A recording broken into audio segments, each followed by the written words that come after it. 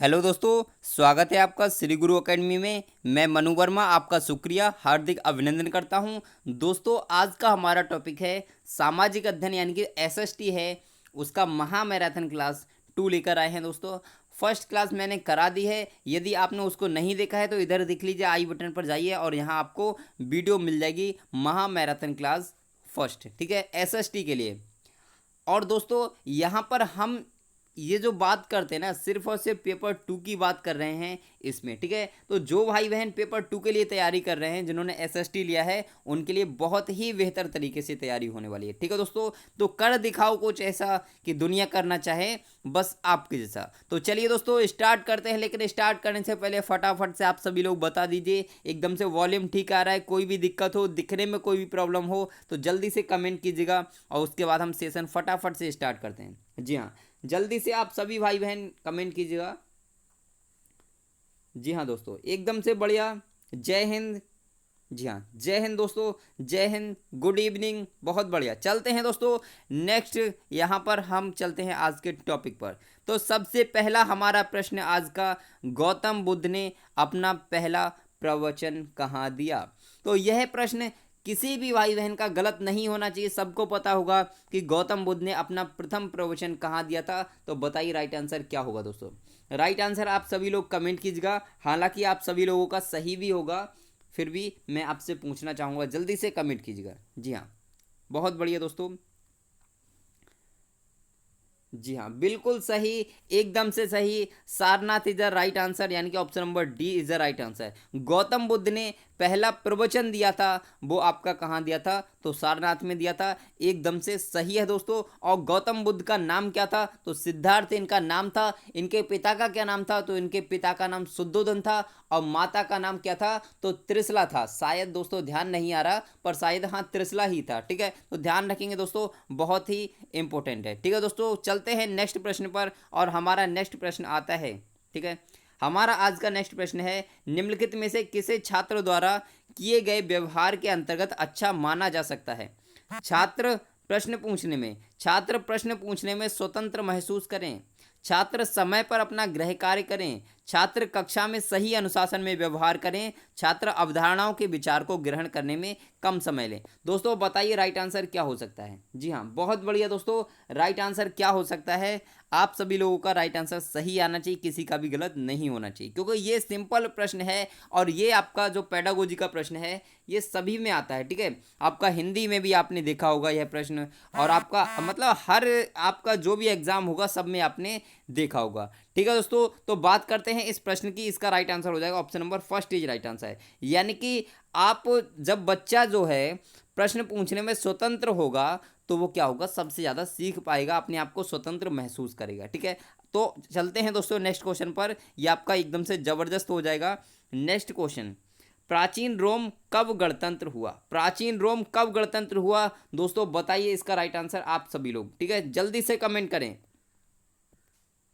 जी हाँ दोस्तों, आप सभी लोग कमेंट करें, जितने भी भाई बहन यहाँ पर देख रहे हैं सभी लोग जल्दी से कमेंट करें। प्राचीन रोम कब गणतंत्र हुआ था दोस्तों? छठी सदी ईसवी पूर्व में, तीसरी सदी ईसवी पूर्व में, या फिर पहले ईसवी में, या फिर दूसरी सदी ईसवी में? दोस्तों बताइए इसका राइट आंसर क्या हो सकता है। तो ध्यान रखिए दोस्तों, इस प्रश्न का जो आंसर होगा, तो प्राचीन रोम जो था वो आपका छठी सदी ईसवी पूर्व में, छठी सदी ईसवी पूर्व में गणतंत्र हुआ था दोस्तों। इस प्रश्न को आप ध्यान रखेंगे, ठीक है दोस्तों। चलते हैं नेक्स्ट प्रश्न पर, और हमारा नेक्स्ट प्रश्न है, छात्रों को पैटर्न देखने तथा उसके साथ संबंध बनाने के लिए प्रोत्साहन करके किस गुणवत्ता को बढ़ाया जा सकता है? बताइए दोस्तों। ज्ञान को बढ़ाया जा सकता है, अनुकूलनशीलता को बढ़ाया जा सकता है, स्वतंत्रता को, या फिर विवेचनात्मक चिंतन को? बताइए दोस्तों राइट आंसर क्या हो सकता है। तो आप सभी लोगों का राइट आंसर आना चाहिए, कुछ लोगों का गलत भी आएगा इस प्रश्न में, ठीक है। तो हम बात करते हैं इसके राइट आंसर की, क्योंकि आपका समय समाप्त होने वाला है दोस्तों। इसमें ज़्यादा टाइम नहीं देना है, आप लोग ध्यान रखिए। यही आपका एसएसटी एक ऐसा सब्जेक्ट होता है जिसमें आप समय बचा सकते हैं दोस्तों, ठीक है। आपको समय बचाना है तो सिर्फ और सिर्फ एसएसटी आपका सब्जेक्ट है जिसमें समय बचा सकते हैं, और जो समय आप बचाते हैं उस समय को किसी और सब्जेक्ट में अच्छे से पढ़ने में लगा दीजिए। ठीक है दोस्तों, यही एक बेटर तरीका है आपको अच्छा एग्जाम करने का। ठीक है दोस्तों, तो इस प्रश्न की जब हम बात करते हैं तो छात्रों को हमने पैटर्न दिखाया। ठीक है, कुछ भी पैटर्न दिखाया और उसके बाद उससे एक संबंध बनाने के लिए कहा, तो इस प्रकार हम विवेचनात्मक चिंतन को बढ़ा सकते हैं। पैटर्न क्या होता है, मान लीजिए हमने बच्चे के लिए, आपने वो दिखाए ना, क्या बोलते हैं, पजल दिखाए, तो पजल के कुछ पैटर्न दिखाए, टुकड़े उनके, और उसके उससे हमने क्या कहा, एक संबंध बना के दिखाओ, इससे एक गुड़िया बना के दिखाओ, ये बन सकती है। तो क्या होगा, ये आपकी विवेचनशीलता, विवेचनात्मक चिंतन की को प्रदर्शित करेगा। ठीक है, अब हम बात करते हैं दोस्तों, हड़प्पा के लोग प्रायः करना नहीं जानते थे। ये हड़प्पा से दोस्तों क्वेश्चन आता है हर बार, हड़प्पा से हर बार क्वेश्चन आता है, तो मैं आशा करता हूँ इस बार भी आएगा। ठीक है, क्योंकि जब हर बार आता है तो इस बार तो आना ही चाहिए, आप सभी लोग जानते हैं, भली बात ही। ठीक है, अब दोस्तों इस प्रश्न को जल्दी से आप पढ़ लीजिए और इसका राइट आंसर आप सभी लोग दे दीजिए। इसका राइट आंसर आप सभी लोग दें, जल्दी से आप सभी लोग इसका राइट आंसर दें। ठीक है, किसी भी भाई बहन का गलत भी नहीं होना चाहिए। जी हाँ, बिल्कुल सही दोस्तों। तो हड़प्पा के जो लोग थे, हड़प्पा के जो लोग थे किसका प्रयोग करना नहीं जानते थे, तो आप याद रखिए दोस्तों, क्या था, सोने का प्रयोग जानते थे, एकदम से जानते थे। चांदी का प्रयोग की हम बात करें तो हड़प्पा के लोग चांदी का भी प्रयोग करने जानते थे, कांस्य का भी प्रयोग करना जानते थे, परंतु लोहे का प्रयोग नहीं करना चाहते थे। और यही आपका एकदम से राइट आंसर हो जाएगा, option number C is right answer. चलते हैं नेक्स्ट प्रश्न पर, और आज का हमारा नेक्स्ट प्रश्न है, सीएटी किसके लिए आयोजित किया जाता है। सीएटी किसके लिए आयोजित किया जाता है, तो सीएटी की फुल फॉर्म क्या होती है, ये पता होना चाहिए। क्या होती है दोस्तों, तो सीएटी की फुल फॉर्म होती है आपकी चिल्ड्रन अपर सेप्शन टेस्ट। चिल्ड्रन अपर सेप्शन टेस्ट इसकी फुल फॉर्म होती है। और इसके अगर प्रतिपादक पूछा जाए तो कौन थे, तो आप कहोगे लियोपोल्ड वेलक। लियोपोल्ड वेलक थे। और एक होता है टीएटी। टीएटी के प्रतिपादक कौन थे, तो आप कहोगे मॉर्गन एवं मुरे, जिसमें 31 कार्ड होते थे। ठीक है, और आपके सीएटी में कितने कार्ड होते हैं, तो आप कहोगे 10 कार्ड होते हैं। ठीक है दोस्तों, ध्यान रखें, सभी इंपॉर्टेंट पॉइंट में बताता चलूंगा, आपका कुछ भी नहीं छूटेगा। अब हम बात करें किसके लिए आयोजित किया जाता है, तो संचयी क्रियाओं के परीक्षण के लिए, कक्षा की गतिविधियों के परीक्षण के लिए, कक्षा मूल्यांकन की तकनीक के लिए, या फिर व्यापक मूल्यांकन की तकनीक के लिए। बताइए दोस्तों इसका राइट आंसर क्या हो सकता है। जी हाँ, बहुत बढ़िया, जल्दी से कमेंट कीजिएगा राइट आंसर क्या हो सकता है। बताइए दोस्तों क्या हो सकता है इसका right answer.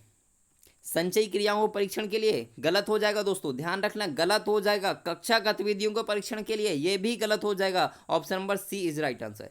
Option number C is right answer, क्योंकि इसमें हम क्या करते हैं, कक्षा मूल्यांकन की तकनीक के लिए कक्षा का मूल्यांकन करते हैं दोस्तों, ध्यान रखेंगे, इसमें हम कक्षा का मूल्यांकन करते हैं। यही आपका एकदम से महत्वपूर्ण और एकदम से जबरदस्त प्रश्न हो जाएगा। ठीक है, चलते हैं नेक्स्ट प्रश्न पर, और आज का हमारा नेक्स्ट प्रश्न है, वह स्थान जो किसी समय का फ्रांसीसी उपनिवेश था अब अरविंद आश्रम की मंजिल है, कौन सा है, चेन्नई, अंडमान, पुडुचेरी या गोवा। आपको बताना है अरविंद आश्रम कहाँ है दोस्तों, पहले आपको यही बताना है। ठीक है, तो इस प्रश्न का आंसर जल्दी से कमेंट कर दीजिएगा। जी हाँ, सभी लोग कमेंट कीजिएगा। तो ध्यान रखिए, इस प्रश्न का आंसर अगर आपको नहीं पता हो तो मैं आपके लिए बता देता हूँ, पुडुचेरी इसका राइट आंसर हो जाएगा। वह स्थान जो किसी समय का फ्रांसीसी उपनिवेश था अब अरविंद आश्रम की मंजिल पर है, वह है आपका पुडुचेरी, यानी कि option number C is right answer. Option number C is right answer. चलते हैं नेक्स्ट प्रश्न पर, और हमारा नेक्स्ट प्रश्न है, निम्नलिखित में से किसके कारण परियोजना कार्य का विकास नहीं हो सकता। ठीक है, गतिशीलता के कारण, अभिव्यक्ति के कारण, अवलोकन के कारण, या फिर अहंकार के कारण। बताइए राइट आंसर क्या हो सकता है। जी हाँ, जल्दी से बताइए राइट आंसर क्या हो सकता है, किसके कारण नहीं हो सकता। तो आप सभी लोग जानते हैं गतिशीलता के कारण होता है, अभिव्यक्ति के कारण भी होता है, अवलोकन के कारण भी होता है, लेकिन अहंकार के कारण कौन सा होता है भाई, गलत हो जाएगा। Option number D is right answer, क्योंकि इसमें नहीं पूछा है। चलते हैं नेक्स्ट प्रश्न पर, और हमारा नेक्स्ट प्रश्न है, भारत का 26वां राज्य निम्नलिखित में से कौन सा है। उत्तराखंड, झारखंड, गोवा, छत्तीसगढ़। उत्तराखंड, झारखंड, गोवा, छत्तीसगढ़ आपको बताना है कौन सा दोस्तों, आपको बताना है। जी हाँ, 26वां दोस्तों, 26वां राज्य बताना है आपको कौन सा है। ठीक है, 26वां बताना है कौन सा है। तो ध्यान रखिए, 26वां राज्य अगर आपसे पूछा जाए, अगर आपसे 26वां राज्य पूछा जाता है तो आपका प्रश्न क्या हो जाएगा, आपका प्रश्न का उत्तर हो जाएगा छत्तीसगढ़।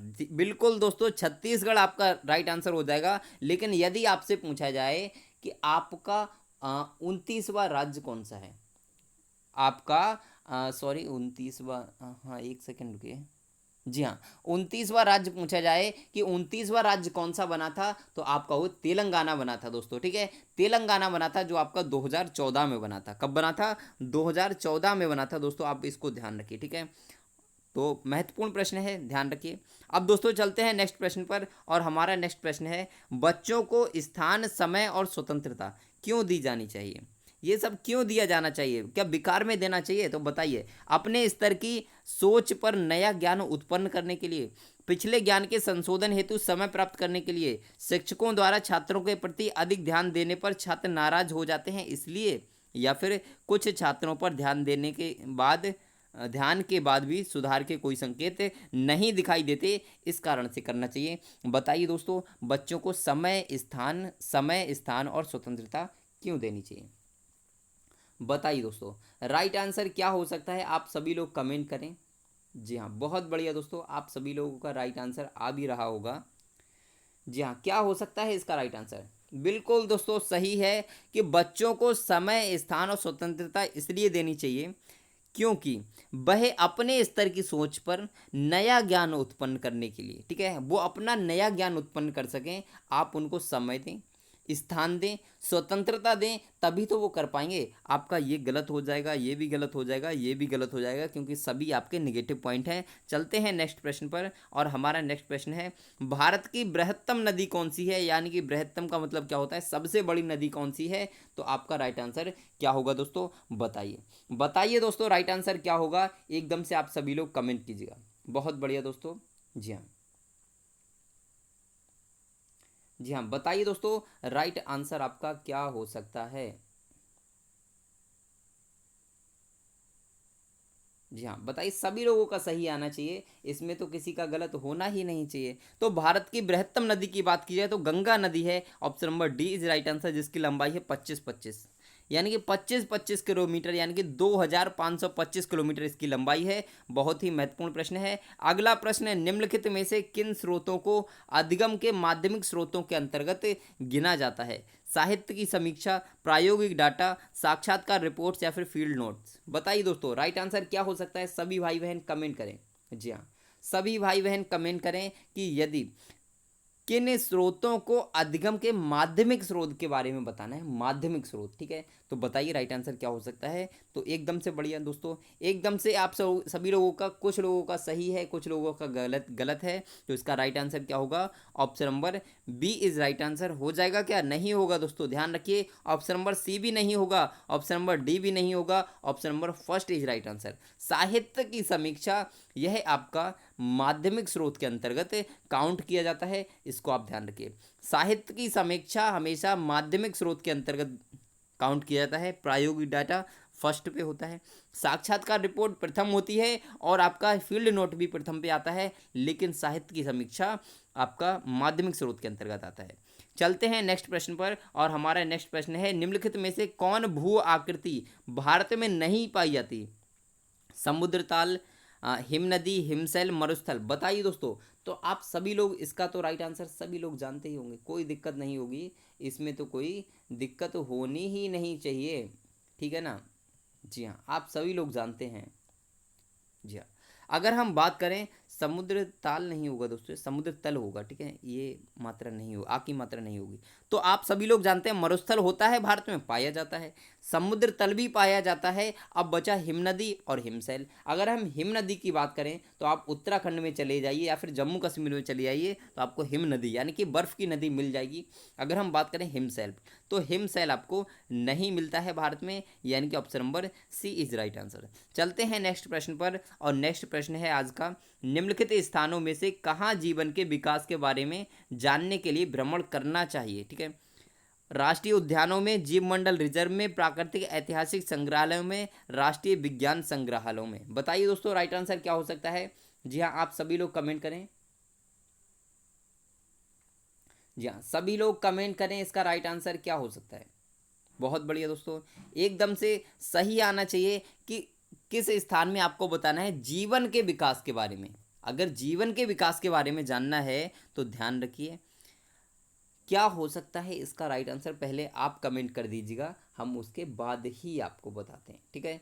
तो बताइए इसका राइट आंसर क्या हो सकता है। तो बिल्कुल सही दोस्तों, राष्ट्रीय उद्यानों में जाने से कुछ नहीं होगा, जीव मंडल रिजर्व में जाने से कुछ नहीं होगा, राष्ट्रीय विज्ञान संग्रहालय में जाने से कुछ नहीं होगा, लेकिन प्राकृतिक ऐतिहासिक संग्रहालयों में जाने से हमें पता लग सकता है कि कहाँ का जनजीवन किस प्रकार से निवास करता था, वहाँ पे क्या क्या होता था, क्योंकि वहाँ पर जो हमारा ऐतिहासिक संग्रहालय होते हैं वहाँ पे पुरानी सारी चीज़ें होती हैं, ठीक है दोस्तों। तो option number C is right answer. ध्यान रखिए इस प्रश्न को, मोस्ट इंपोर्टेंट प्रश्न है, तो इसको ध्यान रखिए। चलते हैं नेक्स्ट प्रश्न पर, और आज का हमारा नेक्स्ट प्रश्न है, ये बहुत इंपॉर्टेंट प्रश्न है, बहुत इंपॉर्टेंट प्रश्न है कि साइलेंट वैली कहाँ स्थित है। तो इसका राइट आंसर आप सभी लोग जानते होंगे, इसको बताने की भी ज़रूरत नहीं, किसी को बताने की ज़रूरत नहीं है, आप सभी लोग जानते हैं कि राइट आंसर एकदम से क्या हो जाएगा, केरल हो जाएगा। केरल आपका राइट आंसर हो जाएगा, ठीक है। फूलों की घाटी पूछा जाए तो उत्तराखंड आप बता देंगे, ठीक है। और आपसे अगर पूछा जाए कि दोस्तों बताइए पृथ्वी पर सबसे ज़्यादा जैव विविधता कहाँ पाई जाती है, तो आप कहो भूमध्य रेखा के आसपास। भूमध्य रेखा कहाँ होती है, तो 0 डिग्री अक्षांश पर यहाँ पर होती है भूमध्य रेखा, और इसके आसपास ये यहाँ पर क्या होता है, यहीं पर आपका क्या होता है, सबसे ज़्यादा जैव विविधता पाई जाती है पूरे विश्व में, यानी कि पूरी पृथ्वी पर सबसे ज़्यादा जैव विविधता यहीं पर पाई जाती है, क्योंकि यहाँ पर सबसे ज़्यादा गर्मी पड़ती है और सबसे ज़्यादा जीव जंतु भी यहीं पर निवास करते हैं, तो यहाँ पर सबसे ज़्यादा जैव विविधता पाई जाएगी, ठीक है दोस्तों। तो ध्यान रखेंगे दोस्तों, इंपॉर्टेंट पॉइंट है। चलते हैं नेक्स्ट प्रश्न पर, और हमारा नेक्स्ट प्रश्न है, निम्नलिखित कार्यों में से छात्रों के बीच विवेचनात्मक सोच को बढ़ावा देने के लिए कौन से कार्य की आवश्यकता है। नामकरण की, परिभाषित करने की, स्मरण की, या फिर निगमन की। बताइए राइट आंसर क्या हो सकता है। जी हाँ, बहुत बढ़िया दोस्तों, राइट आंसर आप सभी लोग कमेंट कर दीजिएगा। जी हाँ, सभी लोग राइट आंसर कमेंट करें, क्या हो सकता है, क्या हो सकता है कि निम्नलिखित कार्यों में से छात्रों के बीच विवेचनात्मक सोच, ध्यान रखें विवेचनात्मक सोच को अगर बढ़ाना है तो आपको कौन से कार्य करने की आवश्यकता है। तो ध्यान रखिए, मैं आपको बता दूं इस प्रश्न का आंसर आप सभी लोगों ने गलत किया है, option number D is right answer. सभी का गलत है, option number D is right answer, क्योंकि इस प्रश्न का आंसर होगा निगमन की, ठीक है।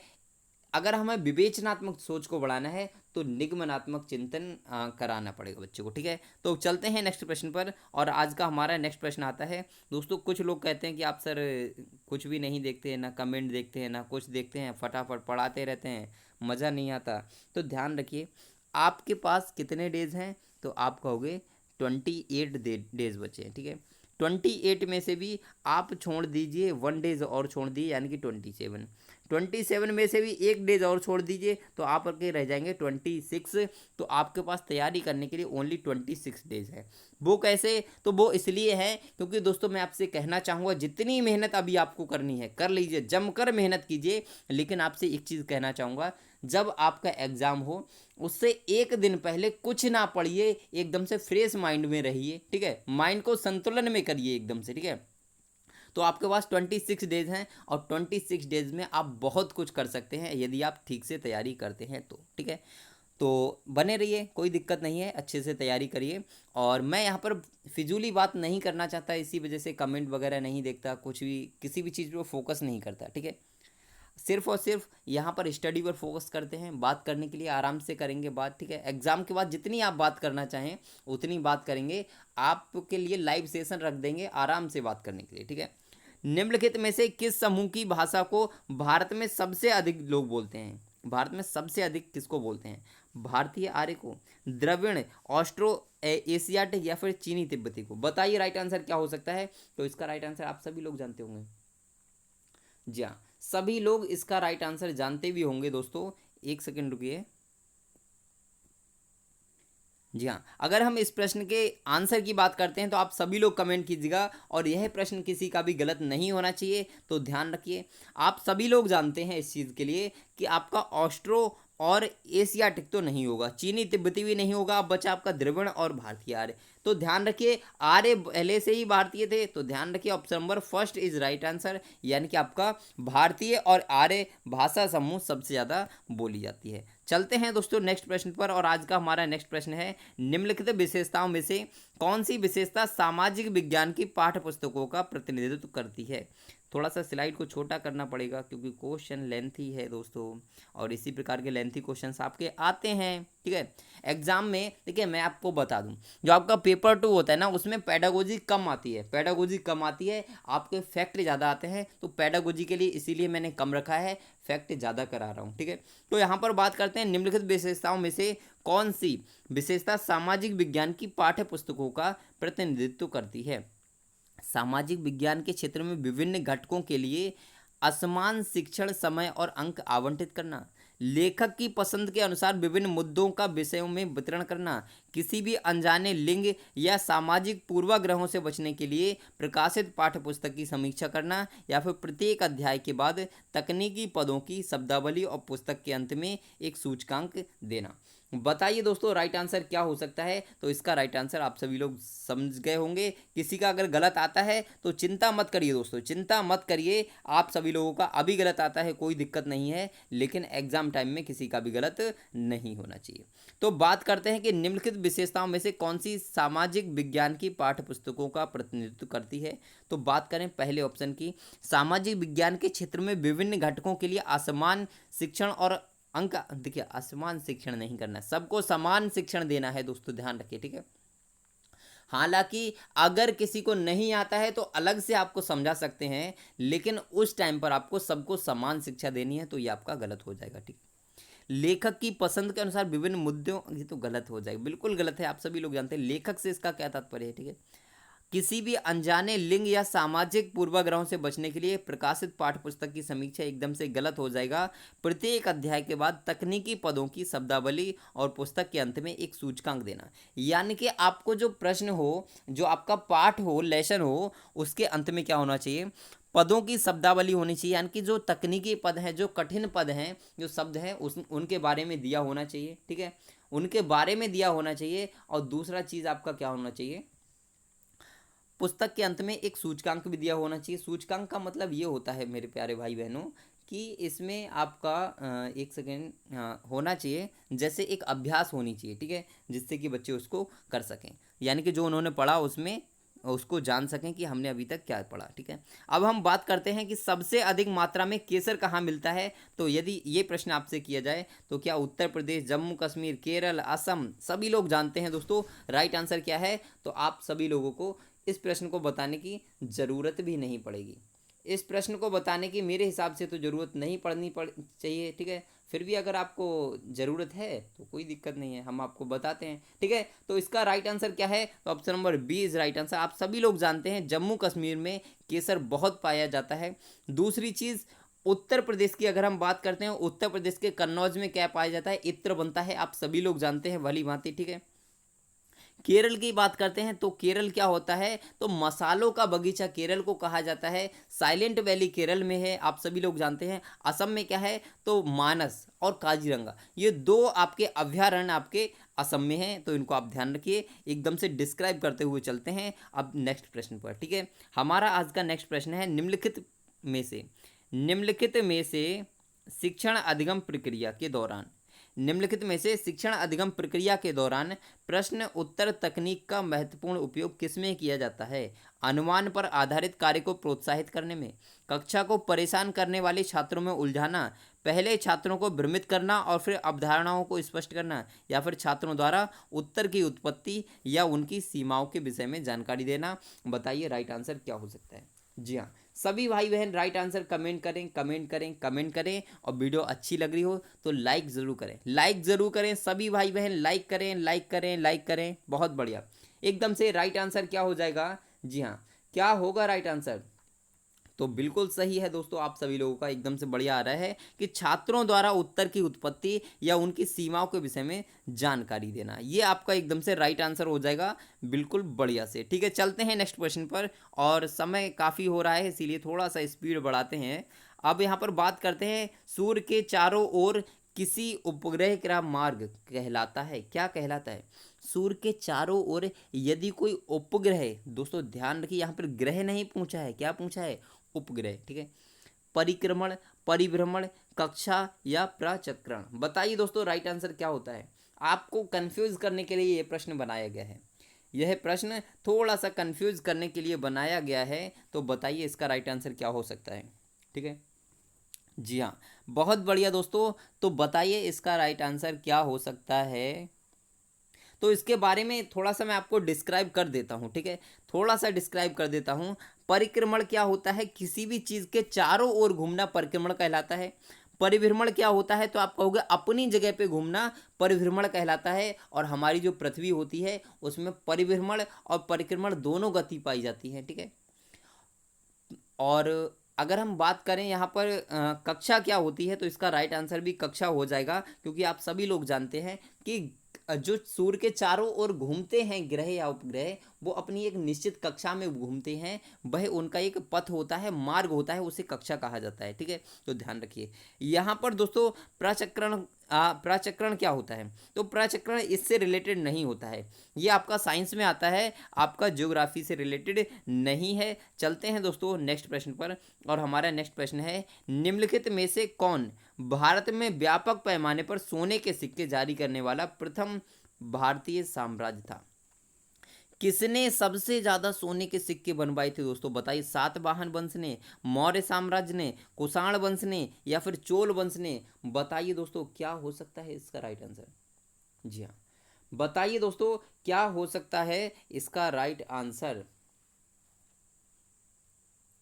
जी हाँ, बहुत बढ़िया दोस्तों। आप सभी लोगों का, अधिकांश लोगों का सही आ रहा है, कुछ लोगों का गलत भी आ रहा है। तो गलत अभी होता है, कोई दिक्कत नहीं है, अभी गलत होता है, टेंशन मत लीजिए, लेकिन एग्जाम टाइम पे गलत नहीं होना चाहिए, मुझे बस यही चाहिए। तो कुषाण, जो कुषाण वंश के लोग थे, उन्होंने क्या किया था, सबसे पहले सोने के सिक्के जारी किए थे सबसे ज़्यादा मात्रा में। ठीक है, यहाँ पर अगर हम बात करें मौर्य काल की, मौर्य काल की बात करते हैं, तो मौर्य साम्राज्यों ने चांदी के सिक्के बनाए थे। मौर्य साम्राज्य ने चांदी के सिक्के बनाए थे दोस्तों। अगर प्रश्न आता है कि सबसे ज़्यादा चांदी के सिक्के किसने बनाए, तो आप कहोगे मौर्य साम्राज्य ने। कुषाण ने किसके सिक्के बनाए, तो आप कहोगे सोने के।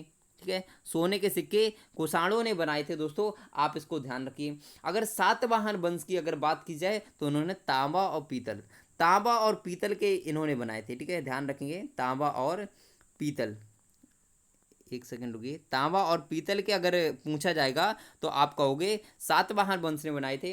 अगर हम चोल की बात करें, चोल की बात करें, तो चोल ने किसके बनाए थे, तो इन्होंने कई प्रकार के, मतलब इनका कोई नाम नहीं आता है कहीं पर भी, क्योंकि इन्होंने अधिक संख्या में नहीं बनाए थे। ठीक है, अब हम चलते हैं नेक्स्ट प्रश्न पर। और दोस्तों वीडियो अच्छी लग रही तो एक बार लाइक कर दीजिए, सभी भाई बहन लाइक करें। जी हाँ, भूमध्य रेखा नहीं गुजरती, कहाँ से नहीं गुजरती, उत्तरी अमेरिका से होकर, दक्षिणी अमेरिका से होकर, अफ्रीका से होकर, या फिर इनमें से किसी एक महाद्वीप से होकर।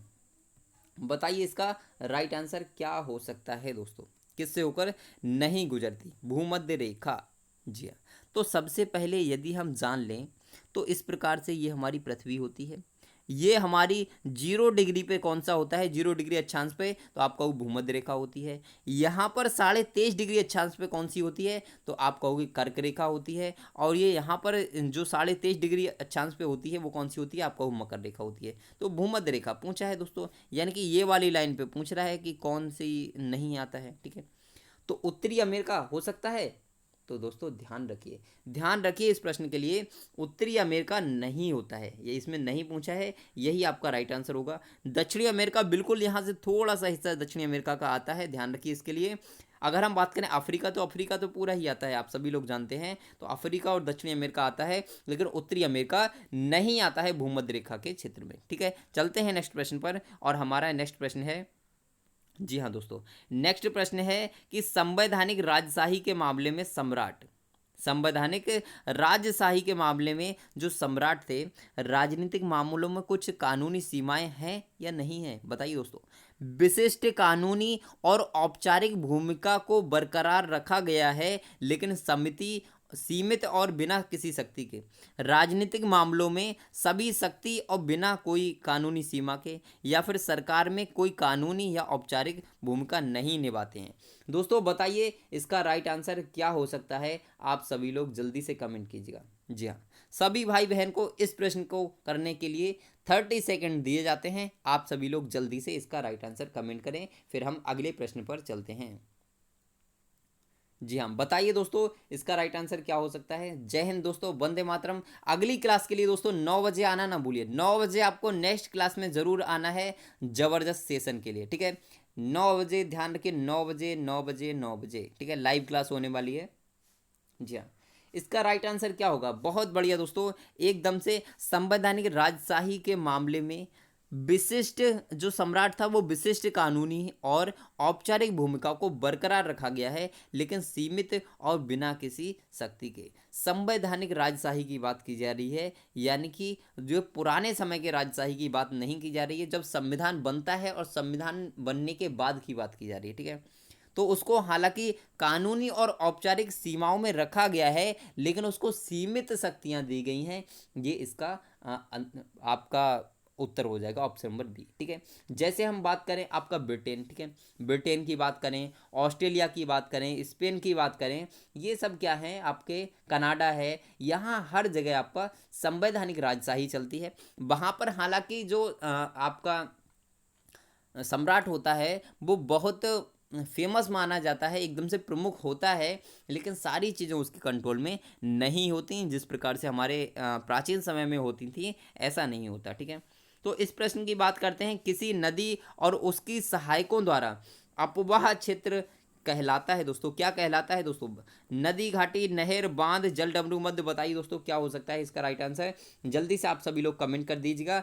और दोस्तों आपसे एक रिक्वेस्ट, यदि इतना पढ़ने के बाद आपको लग रहा हो कि हाँ वाकई में ज़बरदस्त तरीके से सर ने पढ़ाया है, तो आप चैनल को सब्सक्राइब कर सकते हैं। और यदि आपने सब्सक्राइब कर लिया है तो बेल आइकन को प्रेस कर लीजिए, जिससे कि आपको नोटिफिकेशन प्राप्त होता रहेगा, ठीक है दोस्तों। तो यहाँ पर बात करते हैं इस प्रश्न की। और दोस्तों 9 बजे आना ना भूलिए, रात्रि 9 बजे आना मत भूलिए। सभी भाई बहन जितने भी लाइव देख रहे हैं, सभी भाई बहन 9 बजे जरूर आए, ठीक है।